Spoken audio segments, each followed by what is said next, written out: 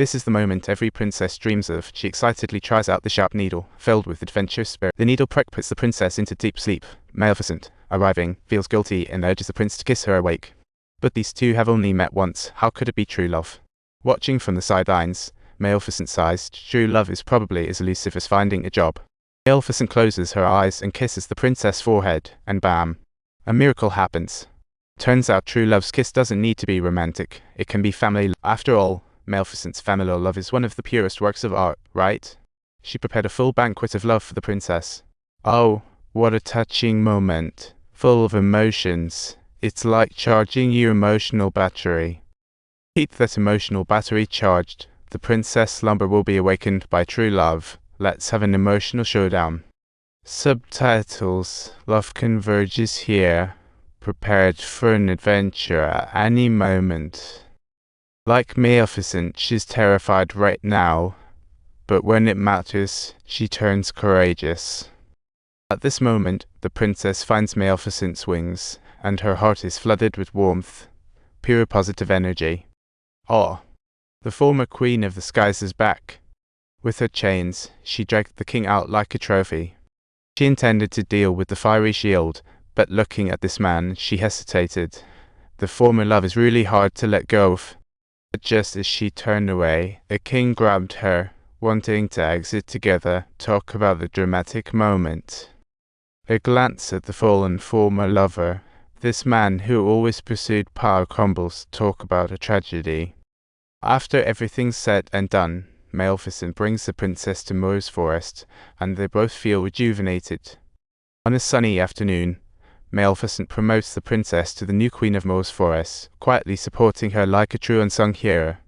Hearing her daughter's rushing wedding plans with the prince, Mom takes a leap off a cliff to find her daughter. She doesn't want her daughter to make the same mistakes, but when she tries to talk sense, the daughter stands firm, a real trooper. Seeing the ring of happiness, the daughter's indifference tugs at Maleficent's heartstrings, leaving her with no choice but to let go.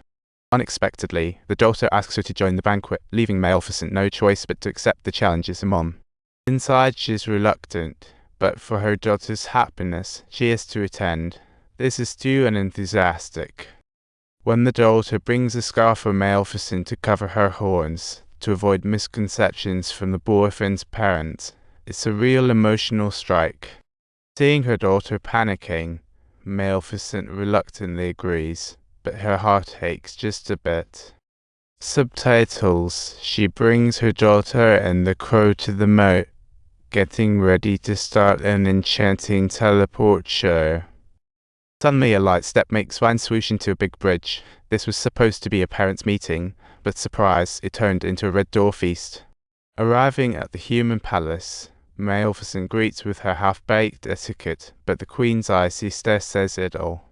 The queen knows perfectly well what she's doing with the elves, yet fills the table with iron utensils. Classic villain move. Seeing Maleficent unbothered, the queen quickly pretends it's not intentional to seem considerate, but really just stirring drama. Nearby, the daughter is oblivious to her mother's struggles. Just when Maleficent's about to snap, she holds her back. The daughter signals not to ruin the wedding, but Mom's patience doesn't help the daughter see the real issue. Just then the queen's pet cat spots the crow and is ready to pounce. Talk about an awkward situation. Maleficent uses magic to freeze the cat, saying if she can't manage her pet, she'd be happy to help out. Though a bit harsh, the queen sees it as a threat, and the daughter joins in on blaming Maleficent. True family showdown. The queen's pet can't hold back any longer and starts targeting the crow, leaving the queen in a tough spot. The queen takes down Maleficent's weak points, cornering the princess, threatening her to become the real daughter. Life is a stage indeed. Watching the queen trying to take her daughter, Maleficent feels a surge of defiance. Her powerful magic floods the entire room.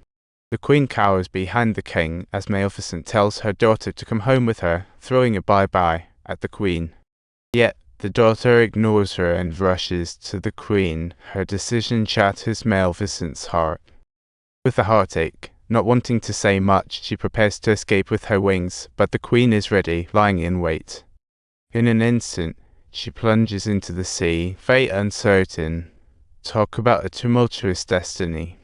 The princess rushes back to Moore's forest, wanting to demand answers from her fairy godmother. What a magically tumultuous experience. She searches for Maleficent's shadow but can't find her anywhere, thinking she's being blocked. What a wild goose chase. So she sorrowfully heads back to the palace, unaware that a conspiracy is quietly unfolding. Shadows are full of mysteries. The queen twists the moat's neck, and a mysterious passageway appears from the wardrobe. A lurking enemy, indeed. A tiny, ugly fairy conducts experiments that make one cringe just looking at it.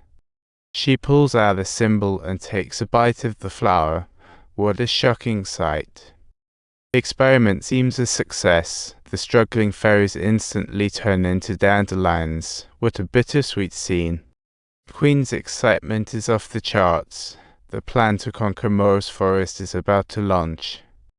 She finds the princess to plan a grand wedding, a truly dreadful wolf in sheep's clothing, inviting all the fairies, only to have an underhanded plot revealed. What awaits them is the tempo of death.